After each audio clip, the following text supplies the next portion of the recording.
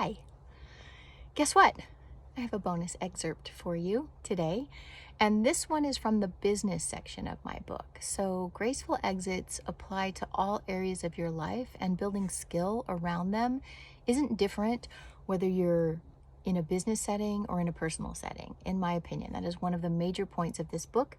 And so I'm going to read you a business excerpt while I'm in my jammies in my bed to make this point.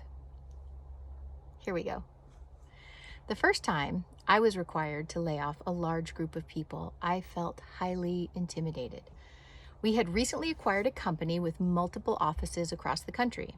Our plan was to consolidate redundant departments, and the employees in the remote offices needed to be notified of this transition simultaneously. As a director, I was required to notify employees I barely knew in the Amarillo, Texas office with the assistance of our CFO. To prepare for this announcement, my company provided training from an outside consultant on how to do it right. It was a very supportive gesture by the executive team and definitely the right thing to do. The training, however, seemed to focus on what I would say and say quickly to avoid any ugliness from the audience. The plan was for counselors waiting in the break room to help affected employees with their emotions. My job was to get the news out quickly and hand them off to the counselors. I practiced my speech multiple times, traveled to the office, and barely slept the night before the big day. When we pulled up to the office in the morning, a camera crew from the local news station was set out up front. Apparently, a local employee had tipped them off that the suits were coming from corporate, and the reporters were sniffing around for a story. I walked into the building without incident, but noticed a small sign stenciled on the outside. Quote, "Please check concealed weapons with the receptionist." End quote. Gulp. What had I gotten myself into?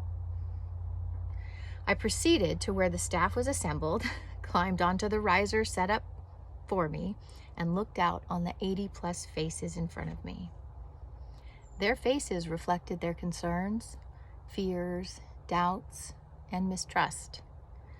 Up until this point, my concerns had been all about me. Why did I have to do this? How scary would it be? Would someone freak out and try to hurt me? When I looked at those nervous faces, I realized it was not about me at all. My discomfort would only last a few moments, and theirs would last so much longer. I delivered my assigned message with as much compassion as possible. When I was done, someone from the audience raised their hand. According to our consultant, questions weren't really on the menu. However, I took it because I could not deny this person information that might help them. I answered that question, and then another raised their hand, and another, and then another. I stood up there answering questions for 45 minutes, well past the amount of time my trainers had recommended. The bare minimum I could do was to answer their questions. Finally, a petite, elderly, young at heart woman raised her hand. When I acknowledged her, she said, and I quote, "I just want to thank you for being honest with us. My entire retirement savings was invested in this company, which is now worth nothing. And I have only been lied to by the previous owner. You have given me more answers in the last hour than I have been able to get in the last year. So thank you." End quote.